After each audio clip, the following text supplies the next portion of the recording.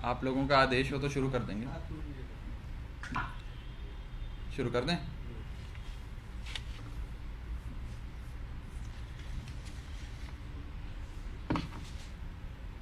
मनीष सिसोदिया जी अगर आज Bharatiya Janata party join कर लेते हैं तो उन पर सारे मुकदमे ईडी सीबीआई के बंद हो जाएंगे। सत्येंद्र जैन अगर आज भारतीय जनता पार्टी ज्वाइन कर लेते हैं तो उन पर ईडी सीबीआई के सारे मुकदमे बंद हो जाएंगे। तृणमूल कांग्रेस के अभिषेक बैनर्जी अगर अपनी पार्टी छोड़कर भारतीय जनता पार्टी ज्वाइन कर लेते हैं तो उन पर सारे मुकदमे जो चल रहे हैं ईडी सीबीआई के वो सारे बंद हो जाएंगे। संजय राउत अगर शिवसेना छोड़कर भारतीय जनता पार्टी ज्वाइन कर लेते हैं तो उन पर सीबीआई और ईडी के तमाम मुकदमे बंद हो जाएंगे। फारूक अब्दुल्ला साहब एनसी के अगर आज नेशनल कॉन्फ्रेंस छोड़कर भारतीय जनता पार्टी ज्वाइन कर लेते हैं तो उन पर ईडी सीबीआई के जितने मुकदमे चल रहे हैं सब बंद हो जाएंगे। कर्नाटक के कांग्रेस के नेता डीके शिव कुमार अगर आज कांग्रेस पार्टी छोड़कर भारतीय जनता पार्टी ज्वाइन कर लेते हैं तो ईडी सीबीआई के जितने मुकदमे उन पर चल रहे हैं वो बंद हो जाएंगे। के कविता टीआरएस पार्टी की नेता अगर आज टीआरएस छोड़कर भारतीय जनता पार्टी ज्वाइन कर लेती हैं तो उन पर ईडी सीबीआई के जितने मुकदमे चल रहे हैं वो बंद हो जाएंगे। तेजस्वी यादव अगर आज आरजेडी छोड़कर भारतीय जनता पार्टी में शामिल हो जाते हैं तो उन पर भी ईडी सीबीआई के जितने मुकदमे चल रहे हैं वो बंद हो जाएंगे। और ये एक लंबी फहरिस्त है, एक बहुत लंबी लिस्ट है विपक्ष के उन नेताओं पे जिन पर ईडी सीबीआई के मुकदमे एक राजनीतिक साजिश के तहत दर्ज किए गए। अगर ये सारे नेता आज अपनी पार्टी छोड़कर भारतीय जनता पार्टी में शामिल होने के लिए, बीजेपी की सदस्यता ग्रहण करने के लिए मान जाएं तो इन पर जितने मुकदमे चल रहे हैं ईडी सीबीआई के वो सारे बंद हो जाएंगे। ये देश की सच्चाई है। मैं आपको ये बताना चाहूंगा कि कितने ऐसे नेता हैं, इसकी भी बड़ी लंबी लिस्ट है, जो जब अपनी अपनी पॉलिटिकल पार्टीज में थे, गैर भाजपा राजनीतिक दल का हिस्सा थे, तो उन पर भ्रष्टाचार के आरोप लगे, गंभीर आरोप लगे, सीबीईडीआई ने मुकदमे दर्ज कर दिए और जैसे ही उन्होंने अपनी पार्टी छोड़कर ईडी ज्वाइन कर ली, बीजेपी ज्वाइन कर ली, ईडी और सीबीआई के तमाम मुकदमे उन पर जो चल रहे थे वो बंद हो गए। मैं आपको एग्जांपल्स देता हूं। हेमंत बिस्व शर्मा जिन्हें नॉर्थ ईस्ट का अमित शाह कहा जाता है, बड़े राजनीतिक रणनीतिकार माने जाते हैं, इन पर गंभीर आरोप लगे थे भ्रष्टाचार के। एजेंसियों ने जांच शुरू कर दी, इन्होंने कांग्रेस पार्टी छोड़कर बीजेपी ज्वाइन कर ली, सारी जांचें बंद हो गई। शुभेंदु अधिकारी बंगाल में हुए कथाकथित शारदा चिटफंड घोटाले के प्राइम अक्यूज कहे जाते थे, मुख्य अभियुक्त कहे जाते थे। उन्होंने ममता बनर्जी की पार्टी छोड़ दी, तृणमूल कांग्रेस का दामन छोड़कर बीजेपी का दामन थाम लिया, सारी जांचें उनके खिलाफ बंद हो गई। Z+ सिक्योरिटी अलग से उन्हें रिटर्न गिफ्ट के तौर पे बीजेपी ने दे दी। नारायण राणे महाराष्ट्र के दिग्गज नेता हुआ करते थे, बड़े बड़े पदों पे रहे, बड़े मंत्री के तौर पे भी रहे, उन पर भ्रष्टाचार के कई मुकदमे दर्ज हुए। सीबीआई, ईडी, तमाम एजेंसियों ने जांच शुरू कर दी। उन्होंने अपनी पार्टी छोड़कर भारतीय जनता पार्टी ज्वाइन कर ली, उन पर तमाम मुकदमे जो चल रहे थे वो सारे बंद हो गए। और ये एक लंबी लिस्ट है, ये लिस्ट खत्म नहीं होती है। मुकुल रॉय बंगाल के नेता थे, ममता बनर्जी की पार्टी में थे, उन्होंने तृणमूल कांग्रेस छोड़कर भारतीय जनता पार्टी ज्वाइन कर ली, उन पर तमाम मुकदमे जो चल रहे थे वो बंद हो गए। इसी तरह अगर आज मनीष सिसोदिया जी, सत्येंद्र जैन जी, तेजस्वी यादव, संजय राउत, फारूक अब्दुल्ला, के कविता, ये तमाम नेता अगर अपनी अपनी पार्टियां छोड़कर भारतीय जनता पार्टी में शामिल हो जाते हैं तो इन पर जितने मुकदमे चल रहे हैं, इनकम टैक्स के हों, पुलिस के हों, सीबीआई के हों, ईडी के हों, वो तमाम मुकदमे बंद हो जाएंगे। भारतीय जनता पार्टी एक ऐसी वॉशिंग मशीन है जो बिना डिटर्जेंट पाउडर के ही दमदार सफाई देती है। एक तरफ से कथाकथित भ्रष्टाचारी डालो और दूसरी तरफ से क्लीन चिट निकलती है। ये बीजेपी आज एक वॉशिंग मशीन बन गई है। एक तरफ मनीष सिसोदिया जी का उदाहरण है, जिन पर अगस्त 2022 में सीबीआई ईडी ने मुकदमे दर्ज करे। अगस्त 2022 से लेकर आज मार्च 2023 तक मनीष सिसोदिया जी के घर पर रेड करी, उनके पैतृक गांव पर रेड करी, उनकी जितनी संपत्ति है वो सारी खंगाल ली, उनके बैंक अकाउंट चेक किए, उनके बैंक के लॉकर चेक करे, उनके घर परिवार के जितने जेवरात हैं चेक करे। एक नया पैसा, जिम्मेदारी से कह रहा हूं, एक नया पैसा भारतीय जनता पार्टी की एजेंसियों को नहीं मिला। लेकिन फिर भी आज मनीष सिसोदिया जी को राजनीतिक कारणों के चलते ईडी और सीबीआई ने पकड़ के जेल में बंद कर दिया।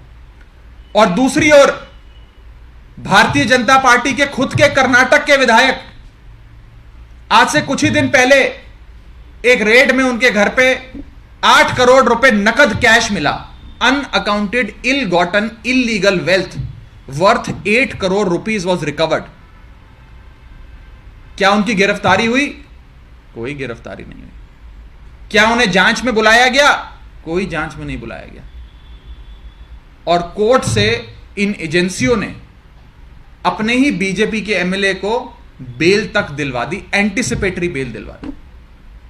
क्रिमिनल जस्टिस सिस्टम का एक लौता ऐसा उदाहरण है कि कैश की रिकवरी होने के बाद, रंगे हाथों पकड़े जाने के बाद, 8 करोड़ रुपए की नकद राशि के साथ पकड़े जाने के बाद उस इंसान को जेल में नहीं बंद किया जाता, उसे ईडी और सीबीआई कोर्ट से बेल दिलवाती है।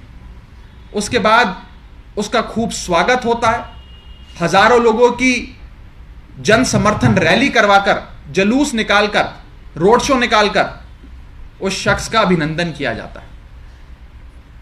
क्या फर्क है मनीष सिसोदिया और इस एमएलए में? मनीष सिसोदिया साहब के घर पे एक नया पैसा, एक फूटी कौड़ी नहीं मिली, लेकिन बीजेपी के इस विधायक के पास 8 करोड़ रुपए मिले। लेकिन आज मनीष सिसोदिया जेल में है, बीजेपी का यह विधायक कर्नाटक का जेल में नहीं है।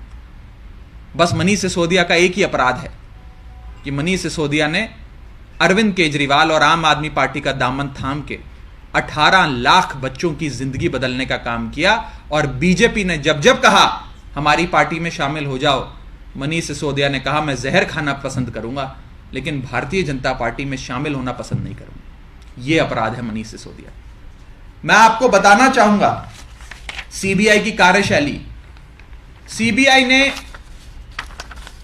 पिछले 8 सालों में 2014 से लेकर 2022 अंत तक जितने मुकदमे दर्ज करे, उसमें से 95% मुकदमे विपक्षी दल और विपक्षी दल के नेताओं पे दर्ज करे। 95% of the corruption cases, alleged corruption cases registered by the Central Bureau of Investigation since 2014 to 2022 have been cases against members of non-BJP political parties, members of the opposition. मैं आपको बताना चाहूंगा पार्टी वाइज ब्रेकअप कि कितने मुकदमे CBI ने कौन सी party के नेताओं के खिलाफ करे हुए हैं। तृणमूल कांग्रेस के 30 नेताओं के ऊपर, 30 लीडर्स के ऊपर सीबीआई ने मुकदमे दर्ज किए हैं। Congress party, Indian national Congress के 26 नेताओं के खिलाफ सीबीआई ने मुकदमे दर्ज करे हैं। आरजेडी, बिहार की पार्टी है, आरजेडी के खिलाफ 10 मुकदमे दर्ज किए हैं। बीजू जनता दल, उड़ीसा की पार्टी, नवीन पटनायक साहब की पार्टी, बीजू जनता दल के 10 नेताओं के खिलाफ मुकदमे दर्ज किए हुए हैं। वाईएसआरसीपी, आंध्र प्रदेश की पार्टी, इनके खिलाफ 6 मुकदमे सीबीआई के दर्ज किए हुए हैं। बीएसपी, बहुजन समाजवादी पार्टी, इसके 5 नेताओं के खिलाफ सीबीआई ने मुकदमे दर्ज करे हैं। चंद्रबाबू नायडू की पार्टी, टीडीपी, उनके खिलाफ 5 मुकदमे सीबीआई ने दर्ज करे। आम आदमी पार्टी, हमारी पार्टी, इसके खिलाफ 4 नेताओं के खिलाफ सीबीआई ने मुकदमे दर्ज करे। समाजवादी पार्टी, 4 नेताओं के खिलाफ सीबीआई के मुकदमे, एआईएडीएमके 4 नेताओं के खिलाफ सीबीआई के मुकदमे, सीपीएम वामपंथी सीपीएम के खिलाफ 4 नेताओं के खिलाफ सीबीआई ने मुकदमे दर्ज करे हुए, एनसीपी 3 नेताओं के खिलाफ सीबीआई के मुकदमे दर्ज करे हुए, एनसी नेशनल कॉन्फ्रेंस 2 नेताओं के खिलाफ सीबीआई के मुकदमे, डीएमके 2 नेताओं के खिलाफ सीबीआई के मुकदमे, पीडीपी 1 नेता के खिलाफ सीबीआई का मुकदमा, टीआरएस 2 नेताओं के खिलाफ सीबीआई के मुकदमे। यह सीबीआई की कार्यशैली, इन एजेंसियों का ऐसा राजनीतिक प्रयोग तो आजाद भारत के इतिहास में आज तक नहीं हुआ। और मकसद एक है कि इस देश को विपक्ष मुक्त कर दो, इंडिया को ऑपोजिशन लेस कर दो और भारत के लोकतंत्र को एक तंत्र में बदल दो, तब्दील कर दो, convert democracy into autocracy and make India an opposition less country. एक ही लक्ष्य है कि भारत देश में एक ही पार्टी हो और एक ही नेता हो और कोई गैर भाजपा पार्टी या गैर भाजपा नेता इस देश में सर उठाने की भी हिम्मत ना करे। एक एक नेता को पकड़ पकड़ के जेल में डालो, जेल में डालो। पार्टियों की दुकानों पर, पार्टियों की राजनीतिक जो कार्यशैली है, जो उनकी इलेक्शन लड़ने की क्षमताएं हैं, जैसे पार्टी चलती है, उस सब को खत्म करो, बर्बाद करो और एक ही पार्टी इस देश में बचे, भारतीय जनता पार्टी। ये लोकतंत्र को एक तंत्र में बदलने की, तब्दील करने की भारतीय जनता पार्टी की कोशिश चल रही है। ये जितने नेताओं के नाम मैंने पढ़े, विपक्ष के नेताओं के, इन्हें बुलाकर बोला जाता है कि भारतीय जनता पार्टी ज्वाइन कर लो। अगर भारतीय जनता पार्टी में शामिल हो जाओगे तो आप पर कोई मुकदमा नहीं होगा, आपको बाइज्जत बरी कर दिया जाएगा, और अगर नहीं शामिल होगे तो पकड़ के जेल में डाल देंगे। जहां तक मनीष सिसोदिया जी का सवाल है, हमारे नेता मनीष जी का सवाल है, कल सीबीआई कोर्ट में मनीष सिसोदिया जी को बेल मिलने वाली थी। जितने भी उस मुकदमे में अभियुक्त थे, कथाकथित अभियुक्त, सबको बेल मिल गई। मनीष सिसोदिया जी को भी बेल मिलने वाली थी। कोर्ट ने फैसला सुरक्षित करने का और बेल देने का विचार बना लिया था, लेकिन मनीष सिसोदिया जी को बेल ना मिले, इसके चलते सीबीआई ने अपने वकील को ही पेश नहीं किया, वकील को ही पेश नहीं किया और वकील को कहा कि आप छुट्टी पे चले जाओ। वकील पेश नहीं हुआ, उसके चलते 11 दिन बाद की तारीख पड़ गई कि 11 दिन और आप सीबीआई की जेल, सीबीआई की कस्टडी में बिताइए। और यह कम था तो सीबीआई के साथ साथ ईडी ने भी मुकदमा दर्ज कर उन्हें गिरफ्तार करने का मन बना लिया। Same case, same facts, same सवाल, सेम जवाब, सेम सबूत, सेम रेड, बस कभी एक एजेंसी पकड़ लेती है, कभी दूसरी एजेंसी पकड़ लेती है। भारतीय जनता पार्टी इस देश में एजेंसी खेलकर विपक्ष को बर्बाद कर रही है, विपक्ष को खत्म कर रही है। और मकसद बड़ा साफ है कि इस देश को one nation, one party, one leader में तब्दील कर दिया जाए। इस देश में और कोई नेता ना बचे और लोकतंत्र भारत देश का एक तंत्र में तब्दील किया जाए। जो सीबीआई कोर्ट में हम लोगों ने देखा कि सीबीआई ने कार्रवाई ना हो, बेल की कार्रवाई आगे ना बढ़े, मनीष सिसोदिया जी को बेल ना मिले, इसके चलते अपने वकील को ही पेश नहीं किया। यह साफ तौर पे यह दिखाता है कि ये एजेंसियां भारतीय जनता पार्टी के इशारों पे जो प्रोसेस ऑफ लॉ है उसे अब्यूज करना लग गई हैं। This is the classic text book example of abuse of process of law कि बेल ना मिले इसके लिए वकील ही पेश ना करो, वकील पेश होगा नहीं, बहस होगी नहीं, कोर्ट कार्रवाई करेगा नहीं, तारीख पे तारीख पड़ेगी और जो शख्स है जिसे जेल में बंद किया है वो जेल में सड़ता रहेगा। आम आदमी पार्टी इन जेलों से नहीं डरती, आम आदमी पार्टी इन एजेंसियों से भी नहीं डरती। एक संघर्ष से, आंदोलन की कोख से जन्मी पार्टी है आम आदमी पार्टी। इनकी जेलों से, मुकदमों से, ईडी से, सीबीआई से हमें डर नहीं लगता, बल्कि हमें तो याद आता है वो संघर्ष का समय जब देश को गोरे अंग्रेजों से आजादी दिलाने के लिए भारत देश के कितने स्वतंत्रता सेनानियों ने महीनों सालों जेल में बिताए, अंग्रेजों की उस क्रूर हुकूमत से लड़ाई लड़ी और अंत में विजयी हुए। गोरे अंग्रेज चले गए, लेकिन आज इस देश पे काले अंग्रेजों का शासन है। आज मनीष सिसोदिया उसी स्वतंत्रता सेनानी के दिखाए गए नक्शे कदमों पे चलकर खुशी खुशी जेल गए। संघर्ष करेंगे, लड़ाई लड़ेंगे और अंत में विजय सत्य की होगी, विजय अच्छाई की होगी, बुराई की हार होगी, विजय सत्य की होगी, असत्य की हार होगी और अंत में जेल के ताले टूटेंगे, मनीष सिसोदिया छूटेंगे। आपका कोई सवाल हो तो आप पूछ सकते हैं। बीजेपी को आप काले अंग्रेज कैसे रेफर कर रहे हैं? इस देश में अंग्रेजों के समय जो हुकूमत थी, जो भी आवाज बुलंद करता है सत्ता के खिलाफ उसे पकड़ के जेल में डाल दो। आज भी इस देश में ऐसा हो रहा है, जो बीजेपी के खिलाफ आवाज बुलंद करता है उसे पकड़ के जेल में डाल दो। मैंने आपको इतने विपक्ष के नेताओं के नाम लिए, इन पर मुकदमे होते हैं।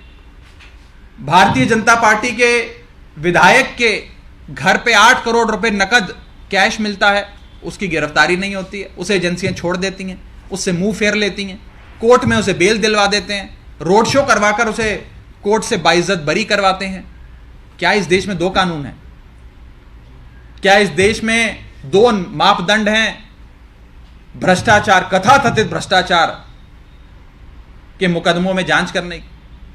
लड़ाई भ्रष्टाचार के खिलाफ नहीं है, लड़ाई विपक्ष के खिलाफ है। The fight is not against corruption, the fight is against the opposition. Bharat को ऑपोजिशन मुक्त करो, विपक्ष मुक्त भारत बनाओ, एक भी नेता बचना ना पाए।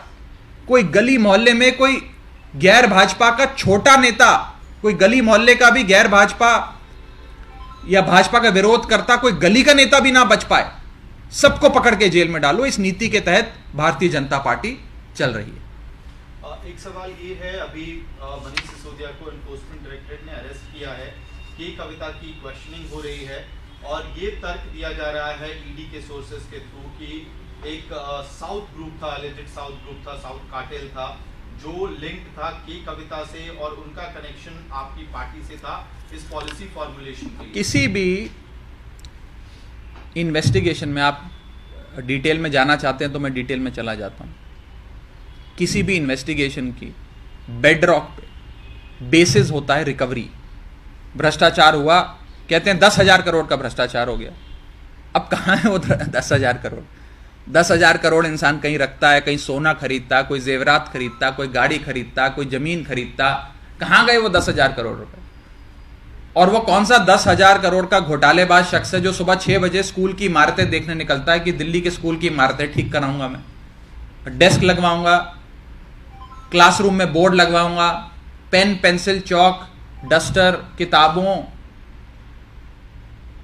का अरेंजमेंट कर कर बच्चों को दूंगा, स्कूल्स को दुरुस्त करूंगा। अरे कौन सा भ्रष्टाचारी ऐसा काम करता है? कहां है पैसा?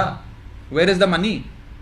और मैं साफ तौर पे कहना चाहता हूं भारतीय जनता पार्टी से कि ये पॉलिसी जिसका आप बार बार हवाला देकर एक नैरेटिव बनाने का प्रयास कर रहे हैं, ये पॉलिसी तो आपके उपराज्यपाल ने बनाई, आपके उपराज्यपाल ने लागू करवाई, आपके उपराज्यपाल ने उसमें संशोधन करा कर उसे अंतिम रूप दिया, उसे लागू करवाया। उपराज्यपाल को तो आप नहीं बुलाते। उपराज्यपाल को भी पकड़ के उसी ईडी की जेल में डालो जहां मनीष सिसोदिया को डाला है। उपराज्यपाल को नहीं पकड़ोगे, मनीष सिसोदिया को पकड़ के जेल में डाल दोगे। अति हो गई है। एक कहावत है, विनाश काले विपरीत बुद्धि। इसके अंग्रेजी अनुवाद है, those whom the God wants to destroy he first makes them mad with power. आज ये दोनों कथन भारतीय जनता पार्टी पे लागू होते हैं। अति हो गई है इस देश में, गदर मचा दिया बीजेपी ने, सारे विपक्ष के नेताओं को पकड़ के जेल में डालो, लोकतंत्र ना बचने पाए हिंदुस्तान में, एक तंत्र में तब्दील कर दो। There should be no democracy, only autocracy. There should be one nation, one leader, one party. No non BJP party should even exist in this country. That is the end goal, that is the objective. Raghav ji, Asaduddin Owaisi का एक बयान आया है, उन्होंने कहा है कि मुस्लिमों को सेकुलरिज्म का कुली बना दिया गया है। जब चुनाव आते हैं आज मुख्य तौर पर सीबीआई ईडी की कार्रवाई पर आज की चर्चा थी, इस विषय पे फिर आराम से बात करें। Thank you. क्या मोहित जी?